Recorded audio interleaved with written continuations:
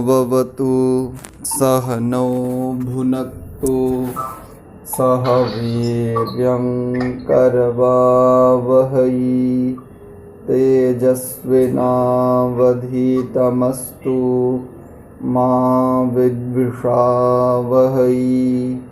ओम शांति शांति शांति। आप सभी का स्वागत है। श्रीमद् भगवद गीता के द्वितीय अध्याय के कल हम 16 श्लोक पर्यंत देख चुके थे।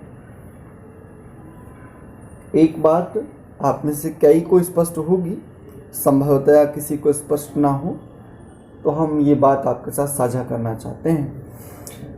वस्तुतः मंत्र, श्लोक और सूत्र, इन तीनों में क्या भेद है या किसको मंत्र कहा जाता है? श्लोक कौन होते हैं और सूत्र किसका नाम है? तो देखिए,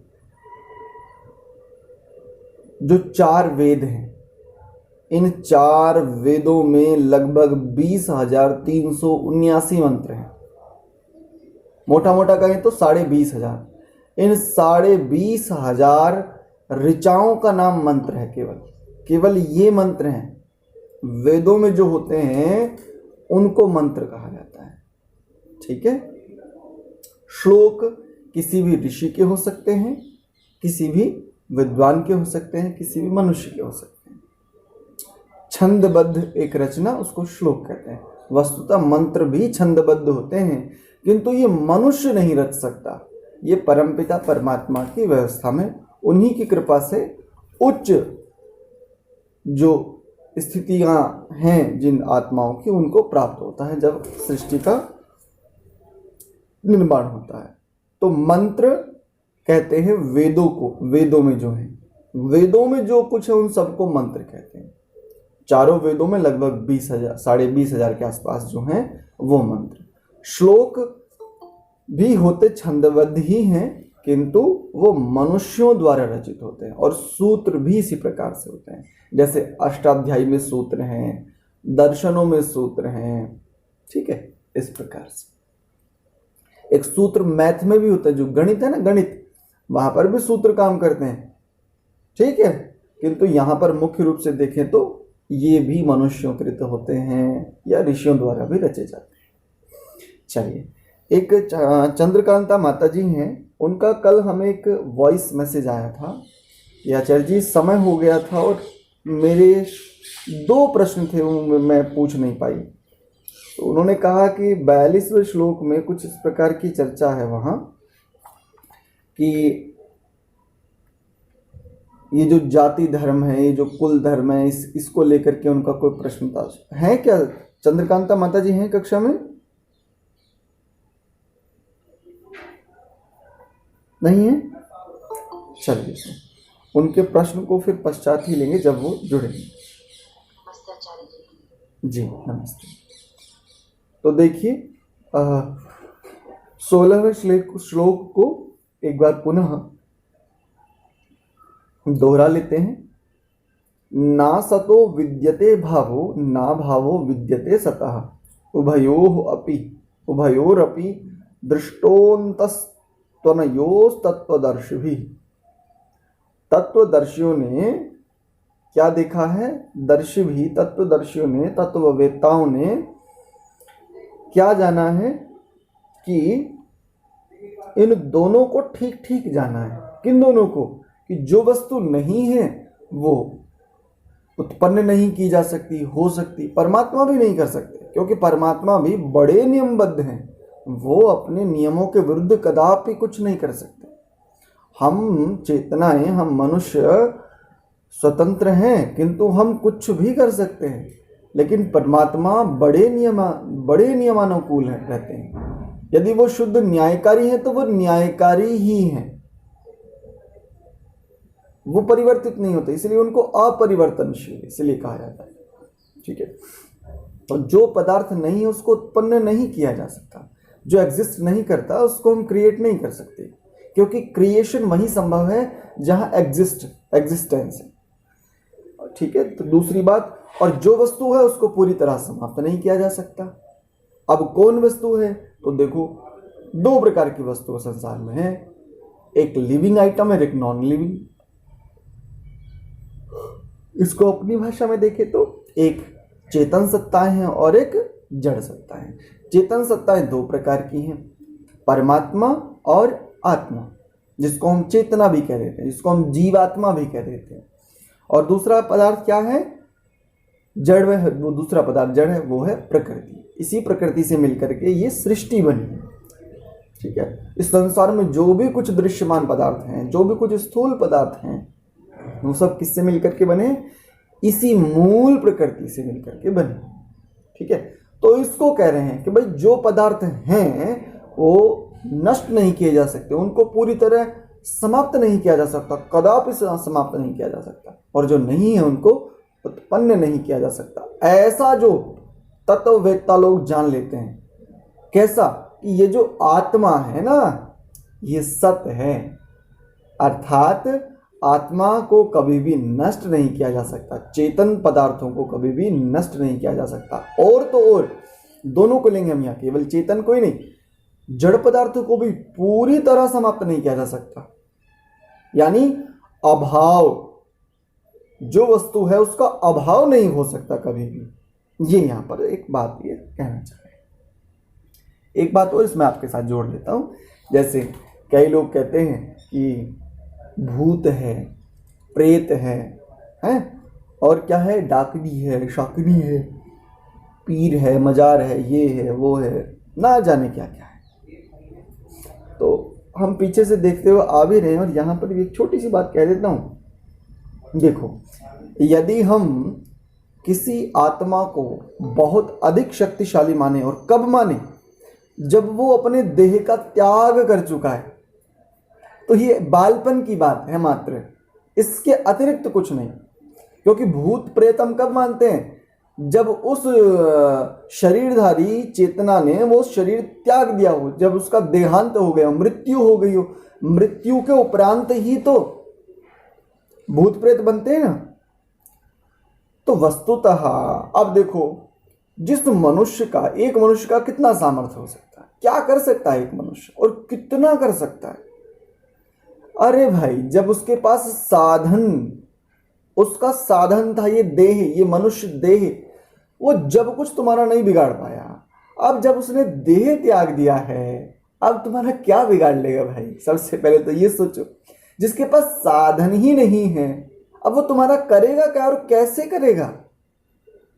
बिना साधन के तो इसकी एक रत्ती भर, जिसको कहते हैं ना, एक इतनी सी गति भी नहीं हो सकती कि एक mm, एक माइक्रोन भी गति कर सके। इसका इतना भी सामर्थ्य नहीं होता जीवात्मा का।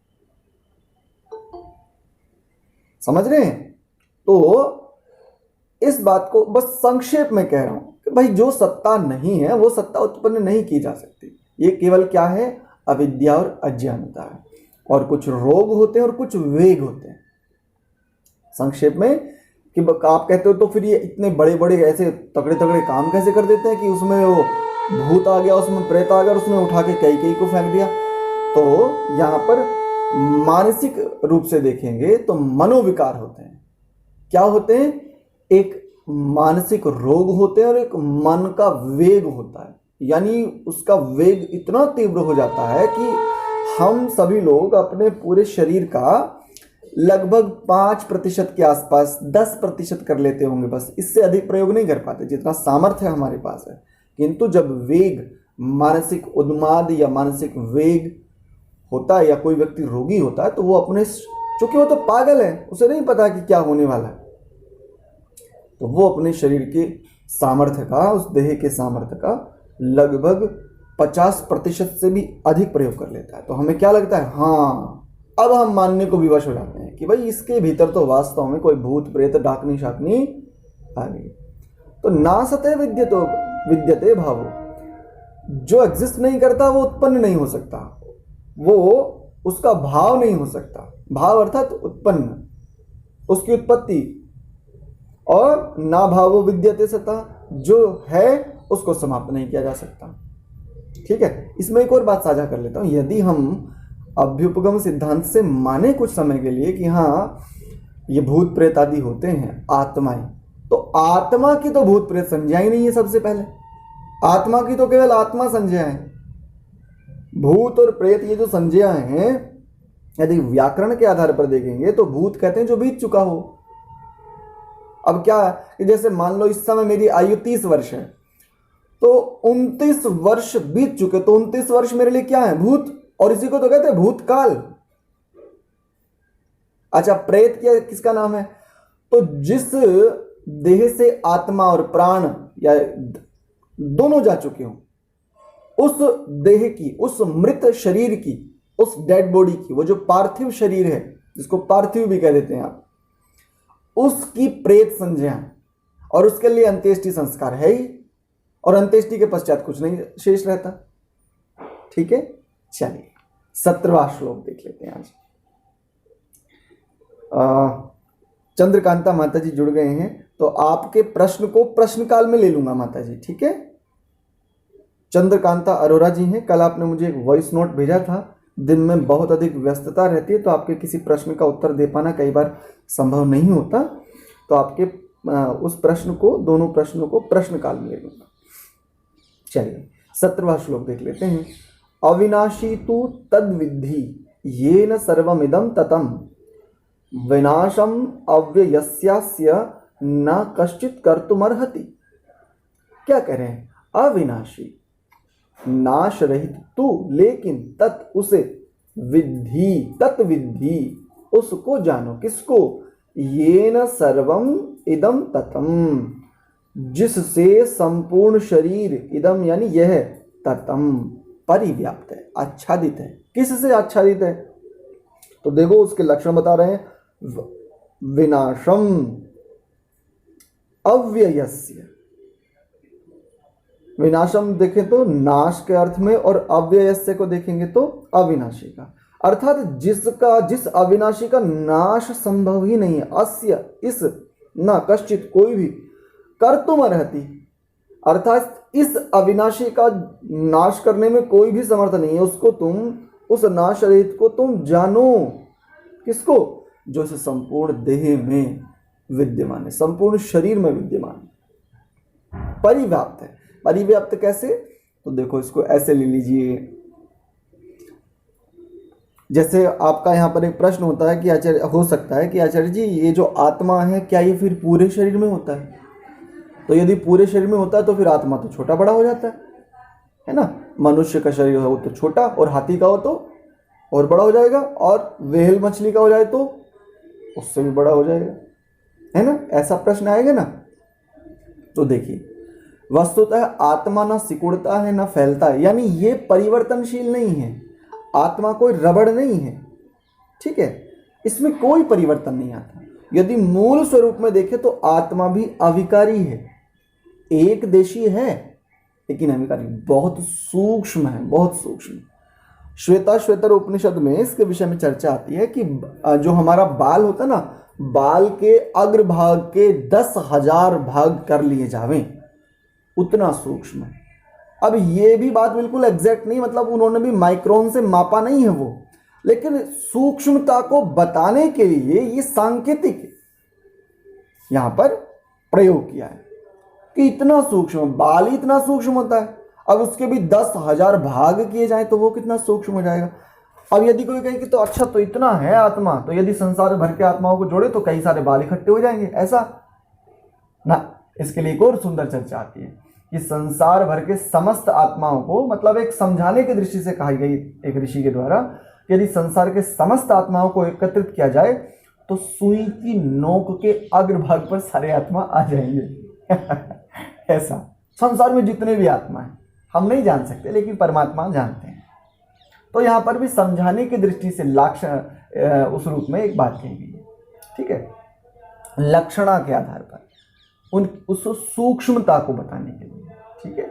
तो आत्मा कैसा है? ये ना सिकुड़ता है ना फैलता है, इसके पास साधन होते हैं, इंद्रियां, मन, बुद्धि, चित्त, अहंकार, तो आत्मा जिस शरीर में जाता है परमात्मा की व्यवस्था में, उस शरीर में उसके इंद्रियां उसी प्रकार के, इंद्रियां भी वही हैं, इंद्रियां भी फैलती सिकुड़ती नहीं है, बस इंद्रियां उस प्रकार का कार्य करती हैं जिस प्रकार के शरीर में जिस प्रकार के संस्कार होते हैं। बस इतना सा छोटा सा समाधान, एक सटीक। आत्मा अपनी उपकरणों, इंद्रियों, बुद्धि आदि के साथ में जिस शरीर में जाता है, उस शरीर के अनुकूल संस्कार चित्त में प्रबुद्ध हो जाते हैं, उद्बुद्ध हो जाते हैं और वैसा ही कर्म करता है। ठीक है, तो कह रहे हैं कि तुम उसे जानो। किसको जानो? जो अविनाशी है, जिसका नाश कोई भी नहीं कर सकता। कश्चित कर तुम अर्हति, कोई भी नहीं कर सकता उसका नाश। उस अव्यय यस्य, दो शब्द है ना इसमें, विनाशम अव्यय यस्य, अव्यय यस्य। व्यय कहते हैं खर्च को, स्पेंट। व्यय कहते हैं ना, सारा धन व्यय हो गया, तो यहां पर क्या अर्थ लेंगे? खर्च हो गया। अब आत्मा खर्च भी नहीं होता, इसको कितना ही आप किससे कितना भी कार्य ले लो, मैं यदि स्वयं से कितना ही कार्य ले लूं, मैं कदापि खर्च नहीं होता। सामर्थ्य खर्च होती है। कौन सी सामर्थ्य? जिस देह में हम हैं, जो भी आत्मा जिस देह में है, उस देह में जो सामर्थ्य प्राप्त है वो खर्च होती है। तो अव्ययस्य ऐसा भी ले सकते हैं, और अव्यय शब्द को यदि अविनाशी के साथ जोड़ के देखेंगे तो वहां पर भी आ जाएगा। तो हाँ, देखो श्वेताश्वेतर उपनिषद में 5-9 श्लोक है, 5वें अध्याय का 9वां श्लोक है। बालाग्र शतभागस्य शतधा कल्पितस्य च भागो जीवः स विज्ञेयः स चानन्त्याय कल्पते। ये बाल के अग्रभाग को 100 भागों में विभाजित किया जाए और फिर इनमें से प्रत्येक भाग को 100 भागों में विभाजित किया जाए। वही 10,000वें भाग को उस रूप में मोटा मोटा कह दिया था मैंने। ठीक है, चलिए तो 18वें श्लोक को देख लेते हैं। अंतवंत इमे देहा नित्यस्योक्ताः शरीरिणः अनाशिनो प्रमेयस्य तस्माद्युध्यस्व भारत। क्या कह रहे हैं? भारत, हे भरतवंशी, क्या करें? अंतवंत, नाशवान, इमे देहाः, ये सब देह कैसे हैं? जो भौतिक शरीर है सब कैसे? नाशवान है। ये जितने भी उत्पन्न पदार्थ है ना, ये सभी एक दिन नाशवान है। अब इस नाशवान शब्द के साथ पिछले वाले श्लोक को, जो नासते विद्यतो भावे वाले, वो अनुवृत्ति सबके साथ रखना। जहां भी नाश की बात आएगी ना, इस सिद्धांत को सबके साथ रखना। नाश कहें, संहार कहें, प्रलय कहें, कि जो पदार्थ है वो पूरी तरह समाप्त नहीं हो सकते, उनका स्वरूप परिवर्तित हो जाता है बस। ठीक है, इस बात को जहां भी प्रलय की बात आए, नाश की बात आए, नष्ट होने की बात आए, वहां पर इस बात को, इस सिद्धांत को अपने आप ही लेकर के आ जाना सदैव, कि जो वस्तु, जो पदार्थ है, वो उसका पूरी तरह से पूर्ण अभाव कदापि नहीं होता। ये सिद्धांत है। ठीक है, क्योंकि इसमें एक यदि देखेंगे कहीं कि भाई क्यों नहीं होता, प्रश्न आ सकता है, यद्यपि इसको अति प्रश्न में लिया जाए, किंतु यदि मान ले कि भाई क्यों नहीं हो सकता, तो फिर एक और इस प्रश्न के ऊपर प्रति प्रश्न बनेगा कि यदि किसी पदार्थ का नाश मानेंगे तो पुनः फिर उस पदार्थ को किससे उत्पन्न करेंगे? जैसे मान ले प्रकृति का नाश हो जाता है, सृष्टि का नहीं, सृष्टि तो विलीन हो जाती है पुनः अपने मूल कणों में जाकर के। कुछ देर के लिए यदि माने कि प्रकृति का भी बिल्कुल पूरी तरह समाप्त हो जाती है, प्रकृति के जो मूल तत्व हैं, 3 घटक हैं, सत्व, रज और तम। सत्व, रज और तम, इनकी तीनों पदार्थों की साम्यावस्था जो है वो प्रकृति है। ये जो 3 मूल मैटर हैं, 3 जो कण हैं, इन तीनों की साम्यावस्था, अर्थात ना इधर ना उधर, इसको प्रकृति कहते हैं। कुछ देर के लिए कहें कि प्रकृति का नाश हो जाता है, तो फिर पुनः प्रकृति को किससे बना जाए? क्योंकि दोनों चेतन बचे, परमात्मा और जीवात्मा। अब प्रकृति किससे बनेगी? चेतन से। जड़ बनेगा क्या? यहां पर दोष आ जाएगा। और यदि इसको ऐसे ले कि इसको दूसरी तरफ से देखें कि थोड़ी देर के लिए मान ले आत्मा, ये नष्ट हो जाता है, तो फिर आत्मा को किससे बनाएंगे? परमात्मा इन आत्माओं को किससे बनाएंगे? फिर प्रकृति से बन नहीं सकता, क्योंकि प्रकृति जड़ है, और परमात्मा अपने आप में से आत्मा को बना नहीं सकते। क्यों? तो इसका एक सीधा सा कारण है, क्योंकि जो पदार्थ जिसमें से लिया जाता है उसके वैसे वैसे गुण कर्म स्वभाव उसमें भी आते हैं। यदि परमात्मा से जीवात्मा को बनाया जाए तो परमात्मा सर्वज्ञ है, अब सर्वज्ञता इसमें भी आएगी, आनी चाहिए, जीवात्मा में भी, जो आत्मा है, जो चेतना है। जी नमस्ते सागर भाई। तो इसमें भी सर्वज्ञता आनी चाहिए। परमात्मा सर्वव्यापक है, लेकिन इसमें व्यापकता नहीं आएगी, क्योंकि ये एक देशी रहेगा, तो वहां पर परमात्मा की जो व्यवस्था है उसका वो भंग हो जाएगी, क्योंकि उनकी सर्वव्यापकता बाधित हो जाएगी कि यदि उनको किसी अपने में से कुछ छोटा सा निकाल करके एक कोई भाग बनाना पड़े तो इत्यादि। तो ये जो कहा जाता है ना आत्मा सो परमात्मा, इसके पीछे मूल में यदि जाएंगे तो ये ठीक सिद्धांत नहीं है। तो इस बात को सदैव याद रखिएगा कि जहाँ भी प्रलय, नाश, नष्ट इत्यादि बात कहे जाए वहाँ पर इस सिद्धांत को ले आइएगा। तो क्या कह रहे हैं कि हे भरतवंशी, नित्यस्य उक्ताः, क्या है? जो इसको जानने वाले हैं, किसको?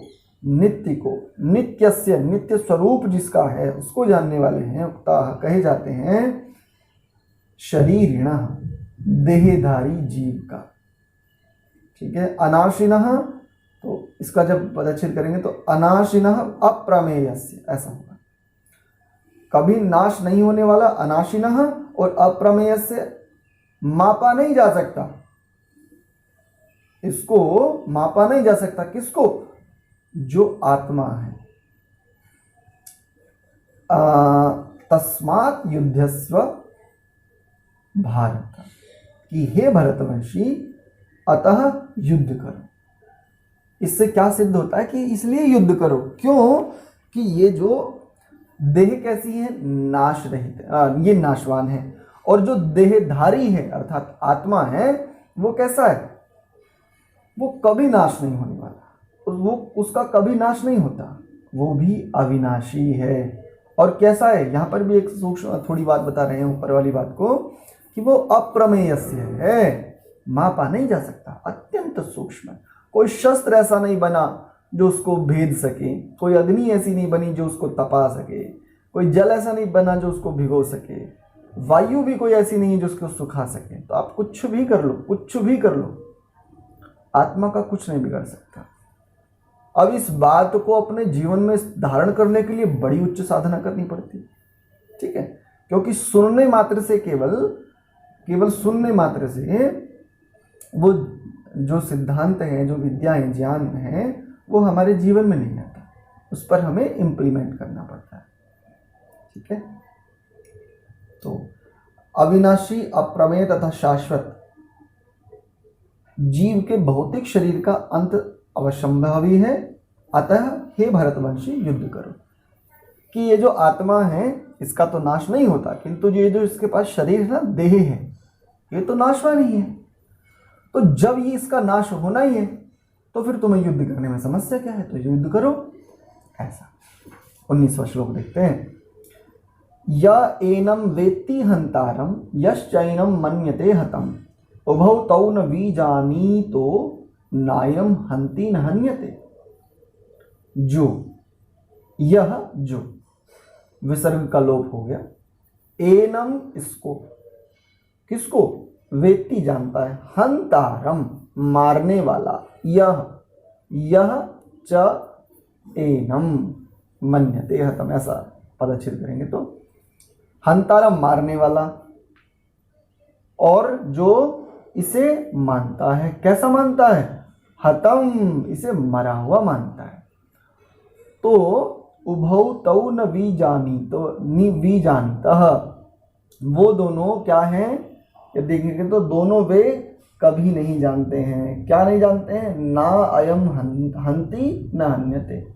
न अयम, यह कभी नहीं, हंति, मारता है, और हन्यते, मारा जाता है। देखो दोनों में बड़ा सुंदर शब्द दिया है, श्लोक रचन बड़ा बढ़िया है। ना अयम हंति न हन्यते, ना तो ये किसी के द्वारा मरता है और ना किसी को ये मार सकता है। अर्जुन ही समझ सकता था इस बात को।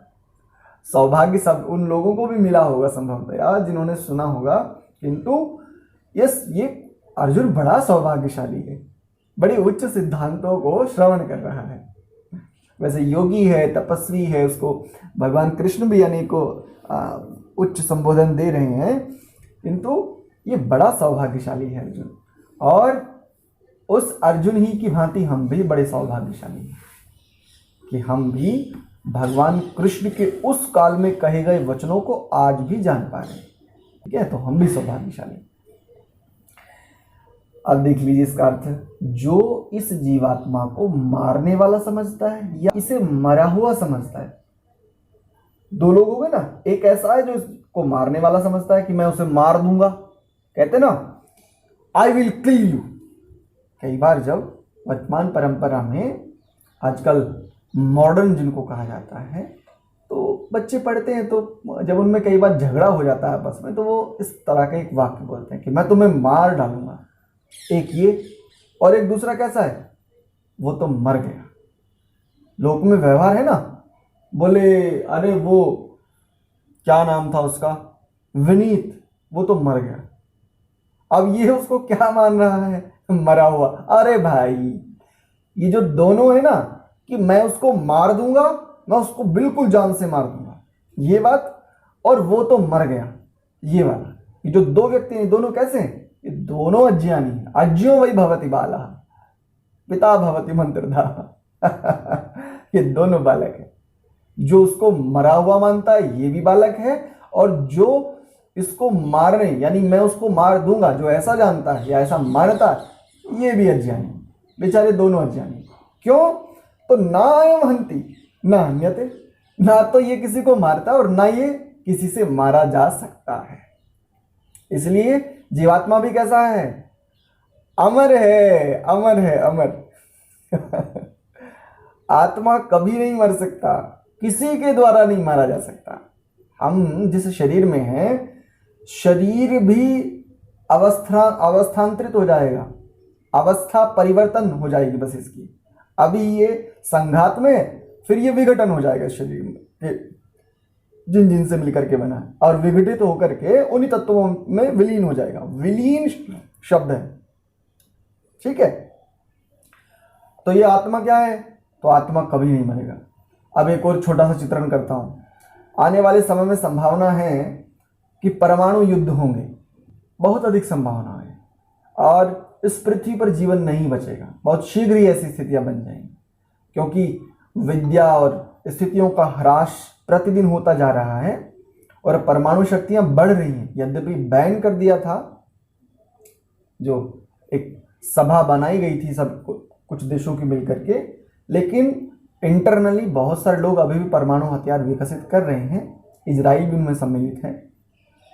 तो आने वाले समय में संभावना है कि परमाणु युद्ध हो, क्योंकि आज शक्ति का पैमाना परमाणु ही है। जिसके पास परमाणु शक्ति है उसी को सबसे शक्तिशाली माना जाता है, ठीक है। अब जब परमाणु युद्ध होगा तो तनिक याद कीजिए हिरोशिमा और नागासाकी, जापान के दो शहर थे, और अमेरिका ने लगभग मुझे लगता है 1946 का समय होगा संभवतः, नहीं 1966 का था, मुझे ठीक से स्मरण नहीं है। देखिए तो उस जी, तो वहां पर उन्होंने परमाणु शक्ति का प्रयोग किया था। तो बताते हैं, वीडियोस भी उपलब्ध हैं उसके, वहां जो भी ठोस पदार्थ थे ना, वो द्रव्य में, जैसे लावा होता ना, लावा पानी नहीं बना था, उसको बहुत अति गप मार दिया जाता है कि पानी की तरह बह चले। ना ना ना, ऐसे समझिए जैसे लावा उबलता है ना, लावा ज्वालामुखी जहां पर देखते हैं आप, तो पहाड़ों में जब ज्वालामुखी फटता है तो वहां से लावा बहता है। इस प्रकार की फॉर्म में आ गई थी, इस प्रकार का स्वरूप परिवर्तित हो गया था, यानी चहुं और अग्नि ही अग्नि। तो क्या ऐसी स्थिति में तो ये आत्मा जल भुन जाएगा, ये भी नष्ट हो जाएगा।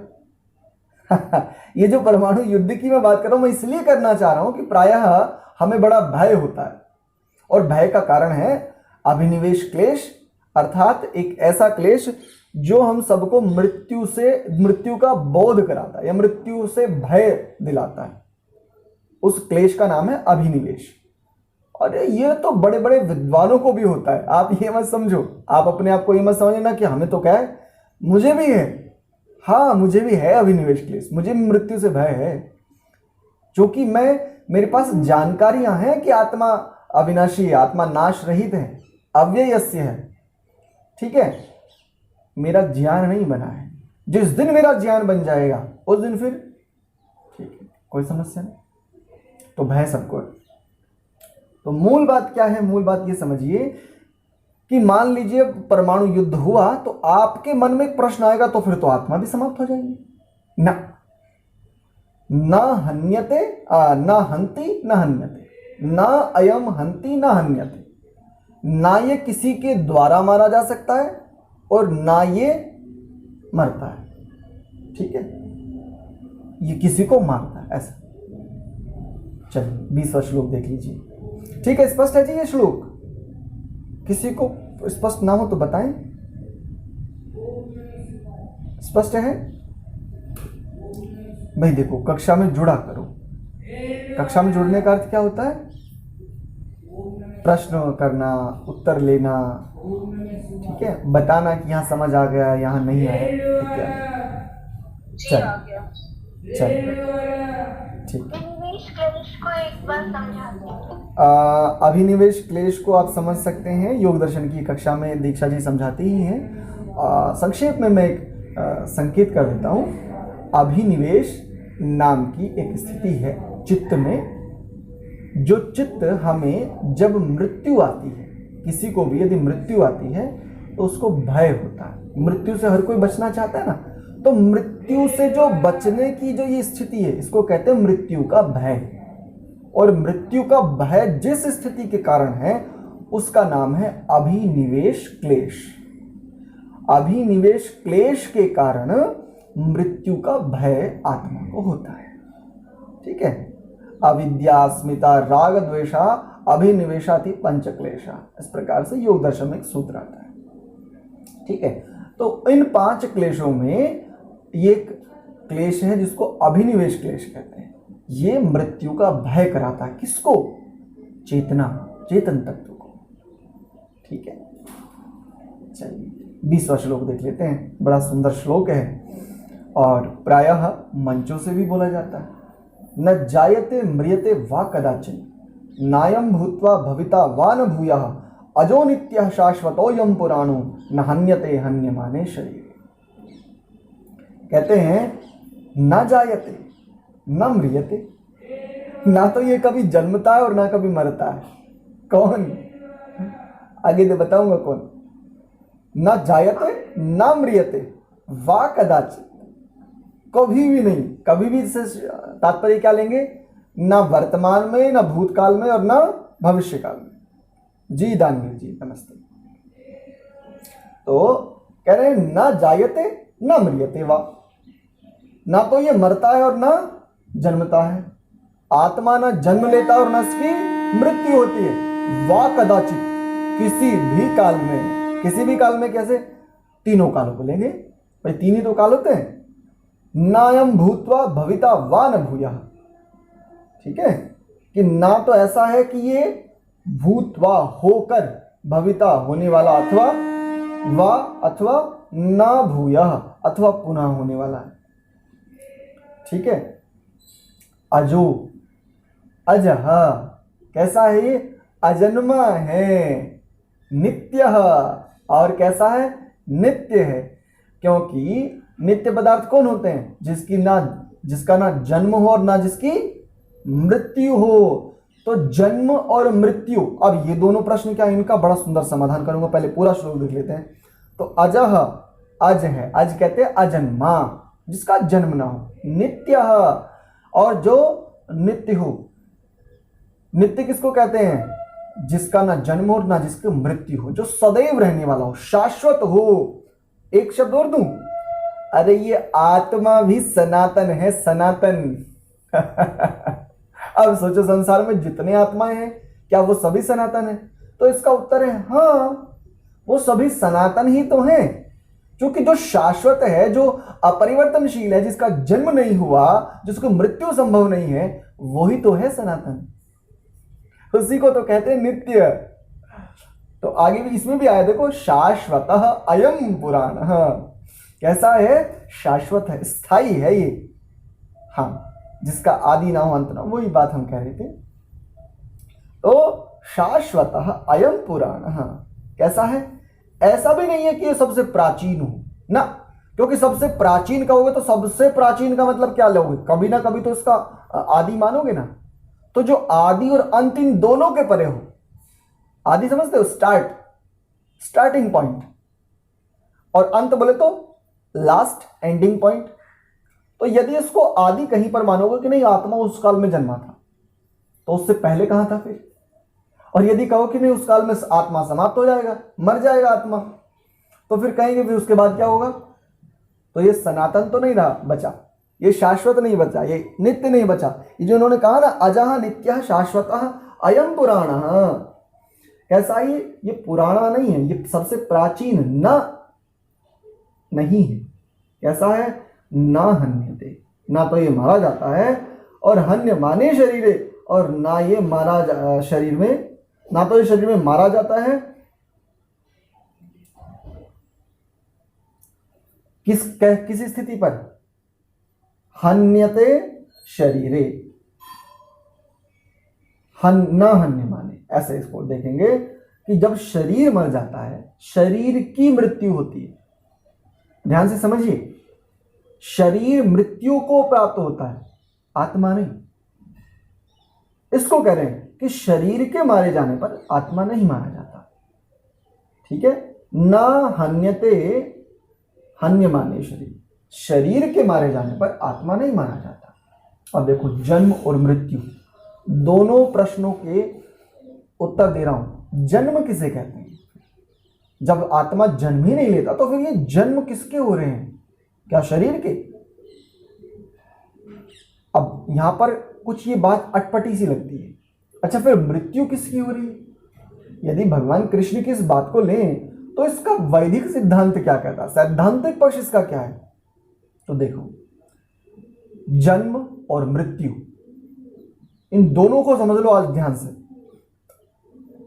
जब जीवात्मा के जिस प्रकार के कर्म होते हैं, परमात्मा की व्यवस्था में उसको जो देह प्राप्त होता है, अब जीवात्मा और उस देह, इन दोनों का जो संगम है ना, इन दोनों का जो संघात है, जीवात्मा को उस अवस्था का प्राप्त होना। किस अवस्था का? जोन सी देह उसको मिल रही है, चाहे मनुष्य हो, पशु हो, पक्षी हो इत्यादि। आत्मा को जिस देह की प्राप्ति होती है, वो जो संगम है, वो जो इन दोनों का उद्भव है, वो जो जहां पर इनका दोनों का सम्मिलन हो रहा है, उस स्थिति का नाम, उस मात्र स्थिति का नाम जन्म है। समझ आया? जन्म आत्मा का भी नहीं है, शरीर का भी नहीं है। शरीर के साथ जब आत्मा का संयोग होता है, उस संयोग का नाम है जन्म। जायते, उत्पन्न होता है। ठीक है? और मृत्यु क्या है? तो बस मृत्यु इतनी ही है कि जब वो किसी भी कारण से, चाहे तो वो साधन, वो जो देह इस आत्मा के पास है, चाहे तो वो शिथिल हो गई हो या अन्य किसी कारण से, आत्मा का शरीर से पृथक होना, बस ये मृत्यु है। इस स्थिति का नाम, इस व्यवहार का नाम, इस क्रिया का नाम है जन्म और मृत्यु। तो जन्म और मृत्यु को चूंकि हम ठीक से जानते नहीं हैं, चूंकि विद्या का उस रूप में प्रचलन नहीं है हमारे समाज में, तो हम जन्म और मृत्यु को कैसे लेते हैं? इस प्रकार से लेते हैं। तो देख लीजिए, जन्म नाम है आत्मा और शरीर का, जो भी उसको देह प्राप्त हो, इन दोनों के संयोग का नाम जन्म, और देह और आत्मा, इन दोनों के वियोग का नाम मृत्यु। इसलिए जो योगी लोग होते हैं, जिनको इस प्रकार के उच्च सिद्धांत मिल जाते हैं परमात्मा की कृपा से, और जिनको ये आत्म सात भी हो जाते हैं ये सिद्धांत, बस वो फिर अभिनिवेश आदि क्लेशों को भी जीत लेता है, और वो कैसा हो जाता है? बिल्कुल निर्भय, और जब वो निर्भय हो जाता है तो तब वो कह पाता है कि संसार, ये सारा का सारा संसार कैसा है, कुटुंब है मेरे लिए, और ये सारी की सारी वसुधा मेरे लिए कैसी है, एक परिवार जैसा है। तब वो कह पाता है, उसे किसी से भय नहीं, और तब कह पाता है वो, मैं सारे संसार को अभय दान देता हूं। और जानते हैं ऐसा किसने किया था? महर्षि दयानंद सरस्वती। उनसे पूर्व भी वैसे अनेकों लोग इस प्रकार के हुए थे। सुमित जी म्यूट कर लीजिए, सुमित जी म्यूट कर लीजिए कृपया। आपका कोई प्रश्न है तो ले लेंगे उसको। तो ये तब स्थिति आती है, जन्म और मृत्यु ये केवल व्यवहारों के नाम हैं, ये स्थितियों का नामकरण है, संज्ञा है। अब कुछ तो कहना पड़ेगा ना संसार में, संसार को चलाने के लिए कुछ तो कहना पड़ेगा ना। यदि ना कहा जाए कि ये जन्म है तो फिर संसार में व्यवहार कैसे होगा? यदि ना कहा जाए कि ये मृत्यु है तो व्यवहार कैसे हो? इसलिए ठीक है, जन्म और मृत्यु तो न जायते म्रियते वा कदाचित, ऐसा कभी भी नहीं है। नायम भूत्वा भविता वा न भूया, ऐसा भी नहीं है कि होकर ना रहे,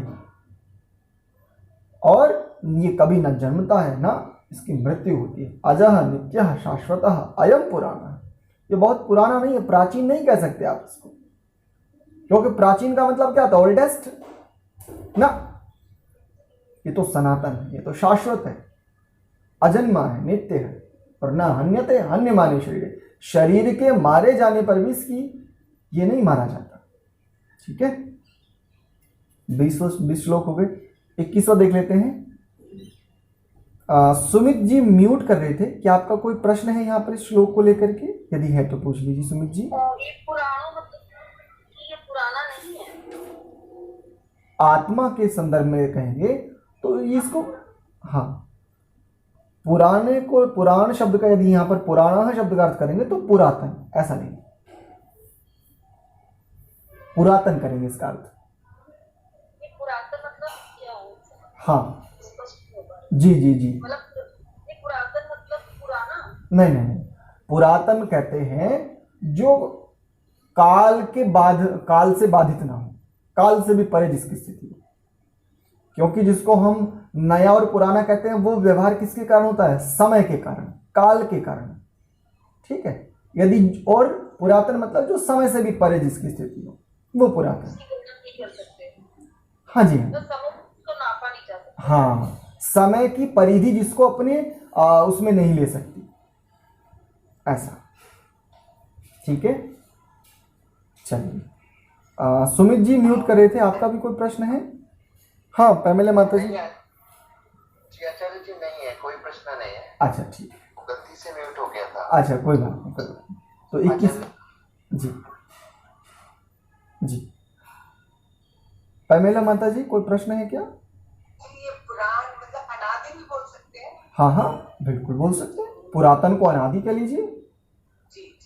हमारे इस संस्कृति में, सनातन संस्कृति की व्यापकता, रोचकता, इसमें इतना मिठास है, इतना मिठास है कि यदि इसकी मिठास का कोई एक बार स्वाद ले लेना तो वो कहीं जा ही नहीं सकता, और वो यदि कहीं चला भी गया और उसको वो एक बार ये मिठास उसको चखा दी जाए वो वापस आ जाएगा। वो कहेगा भाई बताओ, मैं तो पत्तों को सींच रहा था, मेरी जड़ तो यहाँ है, मुझ आत्मा होने का ये जो गौरव आदि सब प्राप्त होता है मुझे तो यहाँ प्राप्त होता है।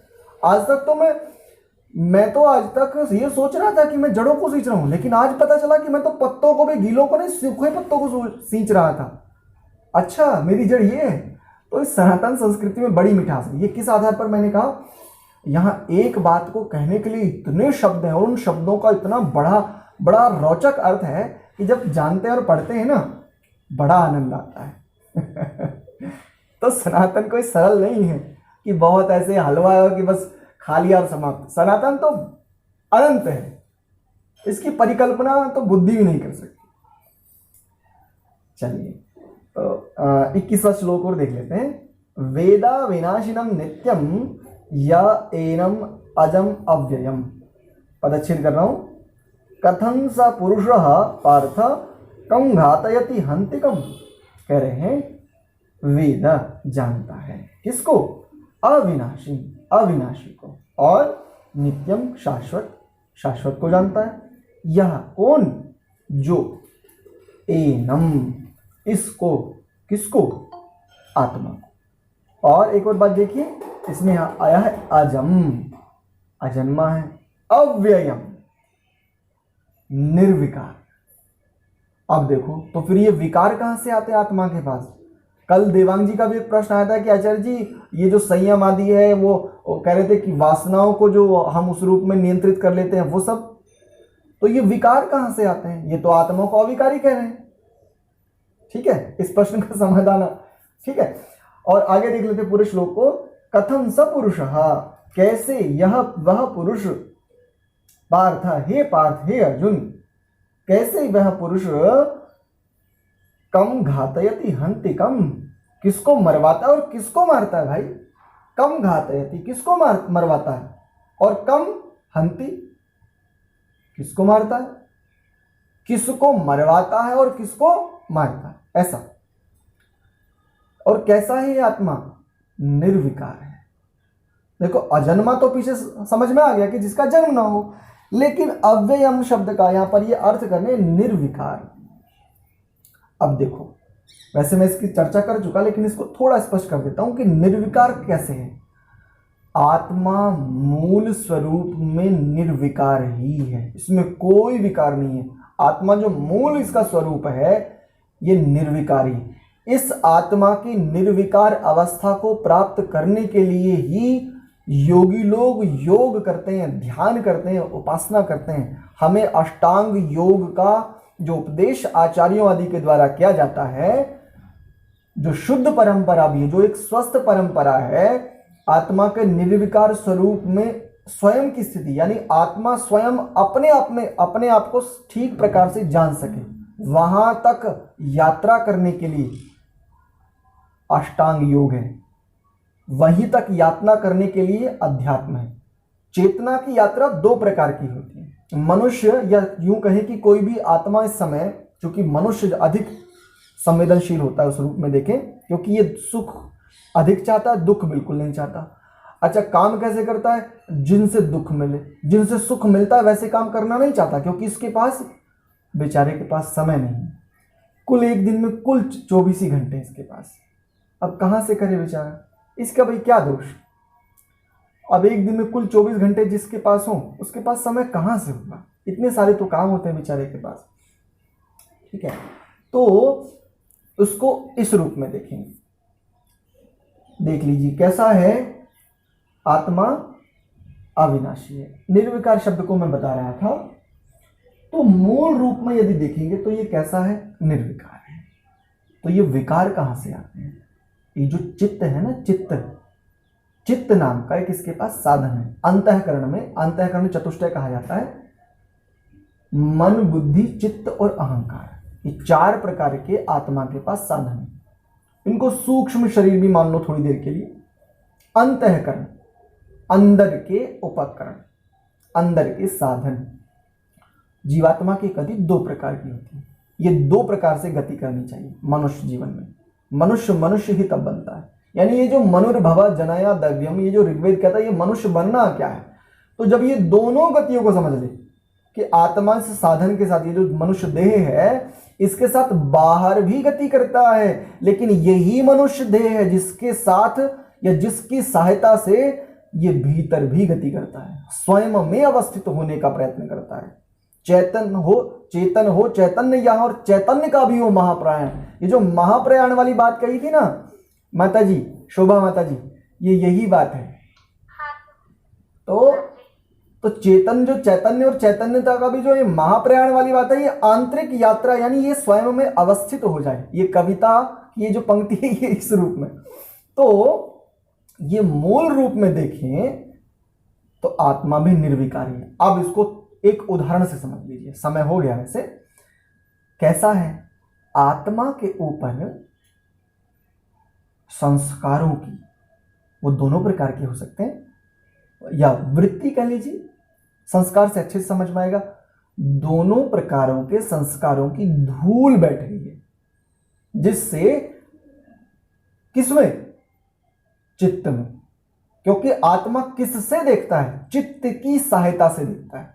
चित्त कैसा है? चित्त को आप ऐसे समझ लीजिए, ये एक मेमोरी है, इंटरनल मेमोरी है, इंटरनल चिप है, जिसमें संपूर्ण लेखा जोखा है।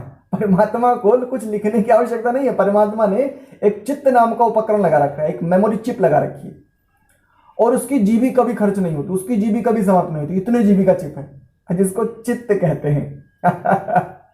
तो ये कभी खर्च नहीं होता। इसमें इतना डाटा आ जाता है कि कितना ही डाटा भर लो, कितना ही डाटा भर लो, कभी करप्ट नहीं होती, इसका कोई डाटा क्रैश नहीं होता। उसको कहते हैं चित्त। ठीक है, तो श्री चित्त और बुद्धि को एक ही समझें क्या? नहीं नहीं, बुद्धि एक अलग तत्व है, चित्त एक अलग तत्व है। चित्त स्मृतियों का या संस्कारों का जो उद्गम स्थल है, ये है चित्त। और बुद्धि जो निर्णय कराने वाली होती है, निश्चय कराने वाली, निश्चयात्मिका बुद्धि जो निश्चय कराने वाली होती है, वो बुद्धि तत्व है। संकल्प विकल्पात्मका मन, जो संकल्प और विकल्प करवाने वाला है वो मन है। निश्चयात्मिका बुद्धि, निश्चय कराने वाली बुद्धि है। और जो सत्व का, मेरे होने का, यानी मैं हूं, ये जो ऐसा बोध कराता है, इसको अहंकार कहते हैं। सत्व की अनुभूति या मेरे होने का जो बोध मुझे कराता है, वो अहंकार था। और चित्त यानी जहां सारे संस्कार जहां हैं, जिसमें रहते हैं। तो चित्त पर दर्पण होता ना, शीशा, शीशे के ऊपर धूल आ जाए तो क्या उसमें मुखमंडल साफ दिखता है? नहीं दिखता। तो ठीक ऐसे ही आत्मा के पास साधन है चित्त, और इस चित्त के माध्यम से ये सब कुछ देखना चाहता है, सब कुछ। लेकिन स्वयं को देखने के लिए से क्या करना पड़ेगा? चित्त को भी साधना पड़ेगा, चित्त को भी बिल्कुल अपने नियंत्रण में कसना पड़ेगा, बिल्कुल अपने बिल्कुल मजबूत मुट्ठी में कसना पड़ेगा। कैसा? कि उस पर जो अनेकों प्रकार के संस्कार हैं उनको हटाना पड़ेगा, दोनों प्रकार के संस्कारों को हटाना पड़ेगा। क्योंकि संस्कार शुभ हो चाहे अशुभ, दोनों ही बाधक है इसकी अंतर यात्रा के लिए। अंतर यात्रा के लिए चाहे शुभ संस्कार हो चाहे अशुभ संस्कार हो, दोनों बाधक है। बिल्कुल रिक्त हो जाने का नाम है। बिल्कुल रिक्त हो जाने का नाम है। इसलिए तो निर्विकार इस रूप में जब दर्पण को साफ कर लेते, तो जो भी हम उसमें यानी अपना मुखमंडल, अपना देह देखना चाहते हैं, तो बिल्कुल साफ दिख जाता है। ठीक ऐसे ही हाँ, शुभ संस्कारों को भी वहां तो सहायक होते हैं बंधु, दानवीर जी सहायक होते हैं, किंतु वहां शुभ और अशुभ, वहां कुछ रहता ही नहीं। निर्विकार का मतलब क्या है? शुभ भी कुछ तो है ना, राग द्वेष दोनों समाप्त करने पड़ेंगे। महर्षि पतंजलि जी को देखेंगे आप, तो वो कहेंगे भाई दोनों समाप्त करने पड़ेंगे। क्लिष्ट और अक्लिष्ट वृत्तियां, अक्लिष्ट वृत्तियां सहायक होती हैं, क्लिष्ट भी कई बार सहायक होती है, लेकिन वहां तो अक्लिष्ट वृत्तियों का भी निरोध, चित्त की वृत्तियों का निरोध वहां पर कहा है। आप सही कह रहे हैं, वैसे सहायक होती है, किंतु मैं जिस स्थिति की बात कर रहा हूं उसको समझिए। निर्विकार ये कब होता है? जब अपने आप में अवस्थित। तो मूल रूप में आत्मा निर्विकार है, इसको इस रूप में लेंगे। तो ना ये किसी को मार सकता और ना किसी को ये मरवा सकता है, ऐसा। तो जो व्याधियां जब चित्त में उत्पन्न होती हैं, तो ऐसा क्यों कहा जाता है कि उसकी बुद्धि भ्रष्ट हो गई है? इन दोनों बातों में अंतर क्या है या समानता क्या है? देखिए ऐसे समझिए, जैसे एक मोबाइल है, मोबाइल में आपने एक इंटरनल भी चिप होती है, वैसे उसमें अभी हम उसकी इंटरनल चिप पर लेते हैं, आपने उसमें मेमोरी कार्ड नहीं डाला, इंटरनल चिप में आपने उसमें गाने भर रखे हैं, ठीक है, आपने कुछ भजन भर रखे हैं, कुछ गजल हैं उसमें, कुछ आचार्यों के प्रवचन भी रिकॉर्ड कर रखे हैं, और कुछ आपने भी अपनी आवाज में गुनगुना करके कुछ रिकॉर्ड कर रखा है। ये सारी स्थितियां आपको पता है किस फोल्डर में कहां पर क्या पड़ा हुआ है, लेकिन वही मोबाइल आपका बच्चा ले ले या कोई अन्य व्यक्ति ले ले, अब वो उसको तो नहीं पता है ना कहां पर क्या है, वो तो कुछ भी चला देगा, लेकिन आपको एक एक वस्तु का पता है, एक एक वस्तु का पता है कहां पर क्या है और कितना। अब इसको ऐसे समझिए, आत्मा के पास जो चित्त है, चित्त नामक साधन है, यदि केवल ये एक शरीर में हो या इसके पास ऐसा ही व्यवस्था हो कि शरीर ना हो और ये तब भी अपनी स्थिति प्राप्त कर सके, तो समस्या नहीं है। लेकिन ये जो भिन्न भिन्न शरीर है ना, तो ये बालक के जैसे ही, जैसे वो बालक है जिसका वो मोबाइल नहीं, वो कुछ भी चलाता है, यानी आत्मा चित्त में से कुछ भी उठा लेता है, क्योंकि जिस जिस प्रकार के शरीर आ रहे हैं उसके पास, यानी जिन संस्कारों की प्रबलता है, जिन वृत्तियों की प्रबलता, उन्हीं के अनुसार ये उस कर्म में संलग्न हो जाता है। बस मोटा मोटा इतना समझिए। संबंध तो इसको ये वैसे पूरा का पूरा कंसेप्ट तो क्लियर होता है योग दर्शन में जाकर के, यहाँ तो मैं बस केवल संकेत मात्र कर रहा हूं, इसको बस केवल ऐसे समझिए। चंचलात्मा मनु माता जी कुछ लिख रही हैं, चलिए कोई नहीं, तो आज का समय इसी में चला गया। चंद्रकांता माता जी, जो मैं भेजना चाह रही थी। अच्छा, आप कुछ भेजना चाह रहे हैं, चलिए आपको इस प्रश्न को देख लेते हैं, क्या भेज रही हैं आप। आचार्य जी, सागर जी कह रहे हैं जिसका आदि ना हो अंत ना हो वो सनातन, ठीक है। अगला श्लोक मैं बोलूँ? माता जी मैं देख नहीं पाया आपका मैसेज। अच्छा, दानवीर जी कह रहे हैं आत्मा को कर्म करने के लिए देह मिलती है, ठीक, बिल्कुल ठीक बात है। आचार्य जी, इसमें चित्त जो है उसमें ही जन्म की स्मृति रहती है ना? हाँ बिल्कुल रहती है बच्चे। सागर भाई बिल्कुल, चित्त में ही सारी स्मृतियाँ विद्यमान हैं, और इस पर चर्चा हो गई। शुभ संस्कार तो सहायक होते हैं, हाँ इस पर भी हो गई चर्चा। अंतःकरण चतुष्ट, चंद्रकांता माता जी कह रहे हैं अंतःकरण 4 हैं, ठीक है। मन यानी चिंतन करना, किसी कार्य की योजना करना, ध्येय बनाना, संकल्प करना आदि, हाँ ठीक है। मैं पूरा भेजी थी चारों का, लेकिन वो आया नहीं मेरे से। कोई बात नहीं, इसको कैसे भेजूं ताकि सब पढ़ लें? इसको आप मुझे इंडिविजुअल व्हाट्सएप पे भेज दीजिएगा, मैं इसको फिर ग्रुप में सर्कुलेट कर दूंगा। तो वैसे मैं संक्षेप में कह चुका, मन का काम है संकल्प विकल्प, ये करूं ये ना करूं। बुद्धि का काम है निश्चय, डिसीजन मेकर है। अहंकार का काम है बोध कराना कि मैं हूं ये, और चित्त ये मेमोरी कार्ड है, सारे संस्कार, सारा लेखा जोखा विद्यमान है इसमें, ठीक है। चंद्रकांता माता जी का कल एक और प्रश्न आया था कि भाई ये जो पितरों को संबंध में इन्होंने किया था कि पिछले अध्याय के 42वें श्लोक को लेकर के इन्होंने एक प्रश्न पूछा था कि आचार्य जी इसमें कुछ ऐसी बात कही गई है कि माता जी वो प्रश्न एक बार दोहरा दीजिए, क्या प्रश्न था आपका, मुझे थोड़ी स्पष्टता हो जाएगी।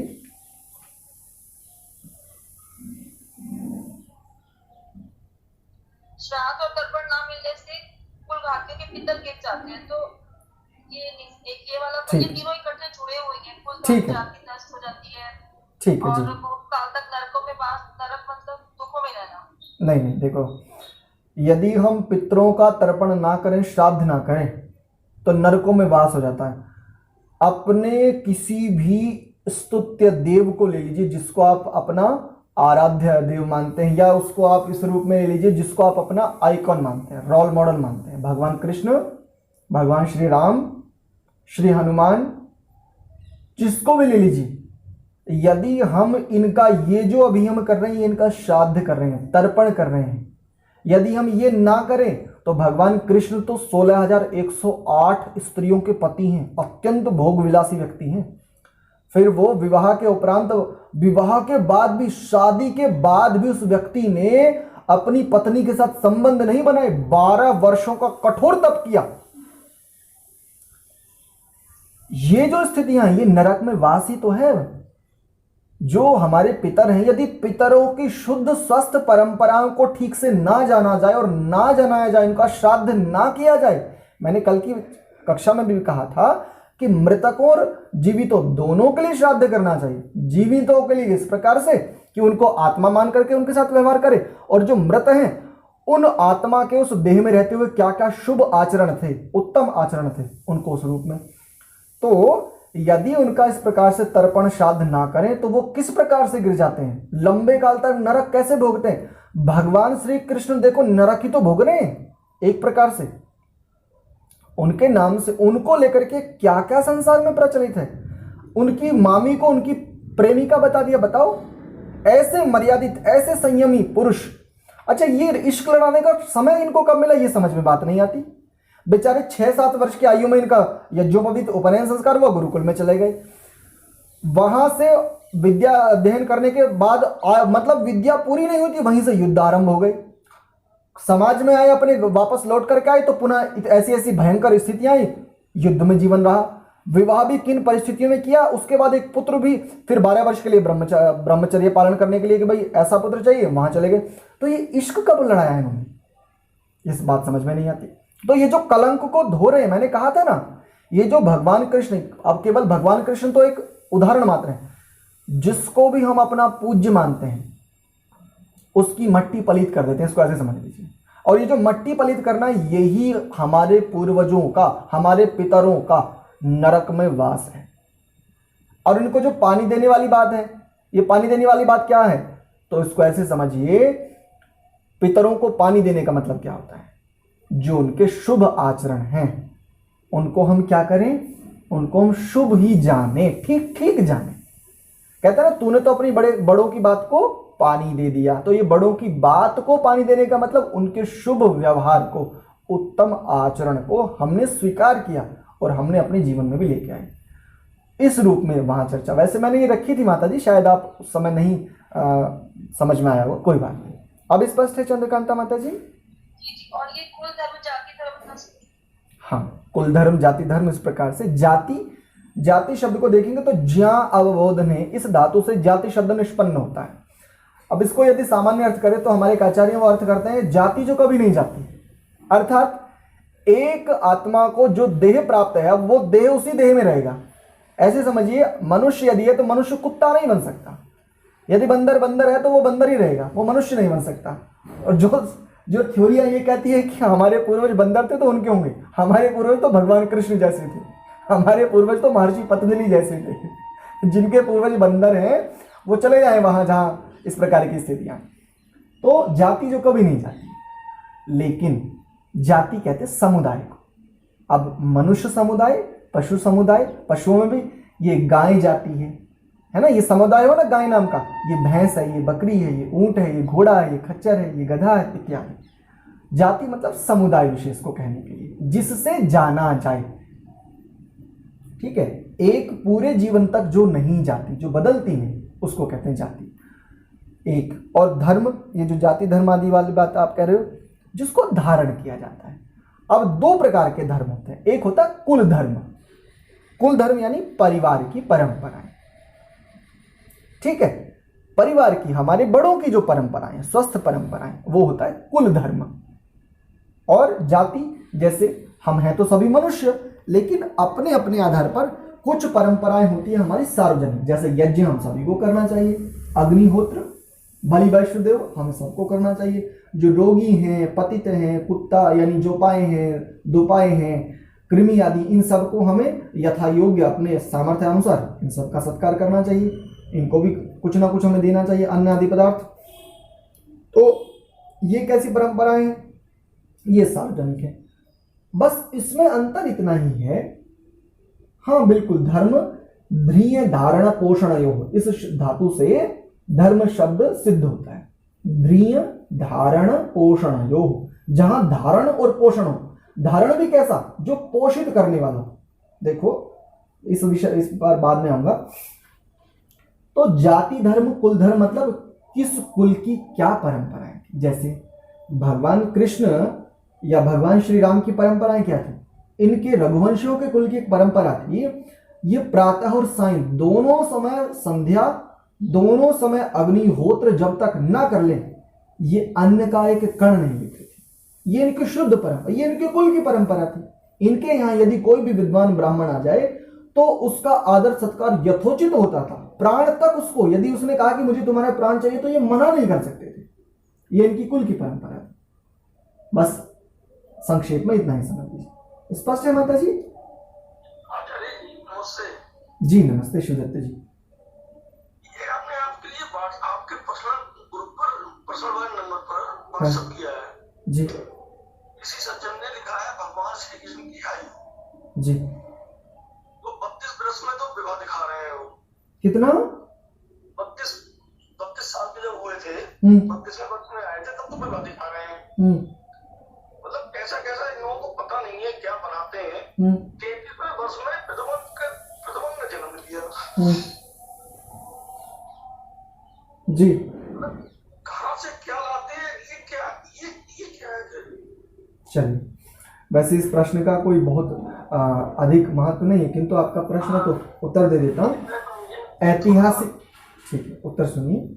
ऐतिहासिक दृष्टि से कुछ ऊहा काम करती है। ऊहा कहते हैं कुछ अनुमानित, अपनी विद्या बुद्धि आदि के आधार पर कुछ अनुमानित किया जाता है, एक गणना की जाती है। तो कैलकुलेशन कई बार एग्जैक्ट भी होती है और कैलकुलेशन थोड़ी सी कई बार ऊपर नीचे भी हो जाती है। तो इतिहास को यदि आप कैलकुलेट करते हैं, किसी की आयु आदि को, इतिहास में घटी घटनाओं को यदि आप लेते हैं तो वो तो ठीक हो सकती है, उनको ठीक ठीक जाना भी जा सकता है जहां तक संभावना है। लेकिन यदि किसी की आयु आदि को यदि कैलकुलेट करेंगे तो वहां पर ठीक कोई भी नहीं जान सकता, एक अनुमान ही होता है। और इस अनुमान को बस हमें वहां से मुख्य पात्र को लेना है, बस इतना लीजिए। सागर भाई का एक बात आई थी कि जो धारण करने योग्य हो, तो चलो संसार में एक व्याख्या की जाती है कि धर्म तो केवल एक ही है, सनातन। सुन लो ध्यान से, आज से पहले नहीं सुना होगा। बाकी सब क्या है, मत है, पंथ है, संप्रदाय है, इत्यादि इत्यादि। थोड़ी देर के लिए सबको धर्म मान लो, हाँ मैं कह रहा हूं थोड़ी देर के लिए मान लो, आपको आनंद आएगा समझने में। यदि थोड़ी देर के लिए सभी को धर्म मानो, भाई आप मत मानो, लेकिन वो तो सभी कह रहे हैं ना। एक मुसलमान भी कह रहा नहीं मेरा धर्म है वो वाला, हालांकि वो मजहब कहता है, किंतु मान लो थोड़ी देर के लिए ईसाई, जैन, बौद्ध, यहूदी, पारसी, इन सबको मान लो ये सब धर्म है। बस एक प्रश्न खड़ा करो, एक ये वाक चातुर्य लेकर के आओ अपने भीतर। आदरणीयों, आप जिस भी मान्यता को मानने वाले हैं उसको बाद में देखेंगे। ये धर्म शब्द किस धातु से निष्पन्न होता है और किस संस्कृति का ये शब्द है, बस ये बताओ।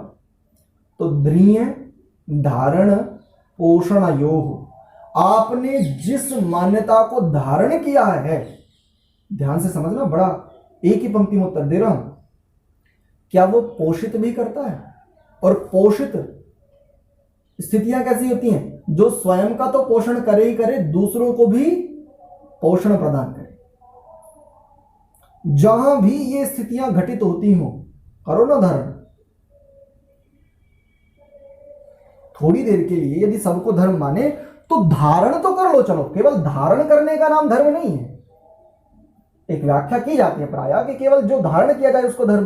तो मुसलमान ने भी तो धारण किया है ना, तो क्या वो भी धर्म हुआ फिर? तो आपकी व्याख्या के अनुसार विद्वानों के द्वारा ही जो व्याख्या की जा रही है उसी को थोड़ा सा आगे लेकर के जा रहा हूं। जो धारण करने योग्य है वो सब धर्म है। तो मुसलमानों ने देखो कितना कुछ धारण किया, आतंकवाद को धारण किया हुआ है, कुर्बानी को धारण किया। हालांकि कुर्बानी किसकी देनी थी उन्हें नहीं पता, लेकिन पशुओं की हत्या को उन्होंने धारण किया हुआ है, मांस खाने को उन्होंने धारण किया है, बहु विवाह को उन्होंने, बहुत प्रकार के एक एक पुरुष की कई कई पत्नी होती है, इसको धारण किया हुआ है, न जाने कितनी स्थितियों को धारण किया हुआ है। तो धर्म है। आदरणीय विद्वानों, आप जो ये कह रहे हो तो आपके अनुसार तो फिर ये भी धर्म हुआ। फिर तो संसार में जो भी कुछ प्रचलित और जिसने जिसको धारण किया वो धर्म है। हाँ, इसका ठीक उत्तर क्या है कि धारण की हुई वो स्थिति जो पोषण देने वाली हो, उन्नति कारक हो, कल्याण कारक हो। ये है धर्म की पूरी परिभाषा। जो धारण करने योग्य, केवल जो धारण किया जाता है, कर लिया जाता है, वही धर्म है, ऐसा ये तो अधूरी परिभाषा, आधी है। वो धारण करने योग्य स्वस्थ परंपराएं, वो धारण करने योग्य स्वस्थ स्थितियां जिससे पोषण भी मिलता हो, जिससे उन्नति होती हो, जो कल्याण की ओर हमें ले जाए, वो है धर्म। धारणात् स धर्मः, ठीक है। और यतो विद निश्रेयस सिद्धि स धर्मः। इस बात की, मैं जो कह रहा हूं, इस बात का मूल कहां से आया है? तो महर्षि की ये वाली पंक्ति देख लीजिए, यतो अभ्युदय निश्रेयस सिद्धि सा धर्म। धारण करने वाली वो स्थितियां जो हमें निश्रेयस, उन्नति की ओर हमारे द्वार खोलती, जिससे पोषण मिलता हो। अब ऐसे कैसे संभव है कि मुझे पोषण मिले और दूसरे का हनन हो? बात समझ में आई सागर भाई? तो वो स्थितियां जो धारण करने योग्य हो, और वो भी कैसी, जिससे समस्त जीवों का, समस्त स्थितियों का पोषण होता हो, किसी का हनन तो हो ही नहीं सकता, वो है धर्म। ये है वास्तव में सनातन धर्म, ठीक है। तो आज कक्षा का काफी समय हो गया। आपके किसी के और के कोई प्रश्न है तो पूछ लीजिए, अन्यथा इस कक्षा को यहीं विराम देते हैं। बस एक समय बहुत हो गया जी। ये ऊपर हम ना संक्षेप में बता दें, श्राद्ध और तर्पण ना मिलने पर अपने स्थान से गिर जाते हैं। ये अगर आप समय है तो वरना कल डिस्कस करेंगे। अपने स्थान से गिर जाते हैं। भगवान कृष्ण जी का क्या स्थान होना चाहिए? आदरणीय, पूजनीय, बड़ा स्तुत्य। मतलब उनके ऊपर तो मैं अपना जीवन वार दूं, मैं अपने प्राण न्योछावर कर दूं। भगवान कृष्ण का जीवन ऐसा है, वो ऐसे आदर्श हैं कि यदि मुझे कोई ये कहे ना कि भगवान कृष्ण चाहते हैं कि तुम अभी के अभी प्राण त्याग दो, तो मैं कहूंगा लीजिए प्रभु, आपके लिए मेरे प्राण अर्पित हैं, मैं आपके लिए और क्या कर सकता हूं बताइए। तो मतलब जिसके प्रति ऐसी स्नेह हो, ऐसे जो उच्च आदर्श हैं, ऐसे उच्च आदर्श, ऐसे स्तुत देव को कहां गिरा दिया हमने। बस यही है। मतलब आपने साथ में अपने जो आदर्श से जो उनका मतलब जो वो है उनको उस रूप में ना लेना, और उनको उस रूप में कब लिया जा सकता है, जब उनके विषय में ठीक ठीक ज्ञात हो। अब ठीक ठीक ज्ञात है नहीं और बस अंध परंपराएं दौड़ रही हैं, तो अपने स्थान से तो वो गिर गए ना। जो आदर्शों के, मर्यादाओं के जो आदर्श थे वो तो अपने स्थान से गिर गए। अब सीधी सी बात है। आचार्य जी धर्म के 10 लक्षण के वर्णन अपने शास्त्रों में आती है, जी तभी जिसमें 10 लक्षण है वो धर्म है, जी। जिसमें लक्षण कुछ कम है हो सकता है संप्रदाय मत मतांतर हो, जिसमें कोई लक्षण ना हो वो मजहब है। ना ऐसे नहीं, ये तो ठीक नहीं। किसी के साथ भी कुछ भी फिट नहीं किया जाता। फिट को वही किसी भी फिटिंग जो करते हैं ना, फिटिंग उसी आधार पर होती है जो स्थिति हो जिसकी। तो कुछ भी कहीं पर भी फिट नहीं करेंगे। धर्म के 10 लक्षण यहाँ पर कहें तो ये किस वस्तु स्थिति को केंद्रित करके कहें, ये हमें समझना होगा। और अन्य जितनी मान्यताएं, परंपराएं जो संसार में जिन लोगों ने धारण किए, उनके आधार पर करनी पड़े। ठीक है। आत्मा निराकार ही एवं परमात्मा भी। दानवीर जी एक तनिक रुकिए। धर्म में से ही कुछ एक बातों को लेके एक नया पंथ बनाया गया है। पहले तो यही अपनी सनातन परंपरा ही रही है। तो जैन धर्म जो भी आए हो इन्हीं में से ही तो निकले। संसार में जितने भी इस समय जितनी भी मान्यताएं प्रचलित है ना, जितनी भी प्रकार की, ये सब सनातन संस्कृति, वेदानुकूल जो शुद्ध संस्कृति, जो आर्य संस्कृति थी, जो श्रेष्ठ संस्कृति, ऋषि मुनियों की जो संस्कृति थी, उसका पतन ही है संसार में जो भी कुछ है। और जिसका जितना गहरा पतन होता गया वो उतना ही निम्न स्थितियों को प्राप्त होता गया, ऐसे समझिए। ठीक है। और ये जो आर्यवीर जी कह रहे हैं कि आत्मा और परमात्मा दोनों निराकार हैं, तो सबसे पहले एक बात मैं कह दूं, मैं प्रायः कहा करता हूं, पहले सामान्य विद्या आवश्यक है हमारे लिए। ये जो निराकार और साकार वाली स्थिति में जो लोग भी उलझाने वाले हैं ना, मैं उनके लिए एक बात कहता हूं, केवल उनका वास्तव में उन्नति से कोई बहुत विशेष लेना देना नहीं है।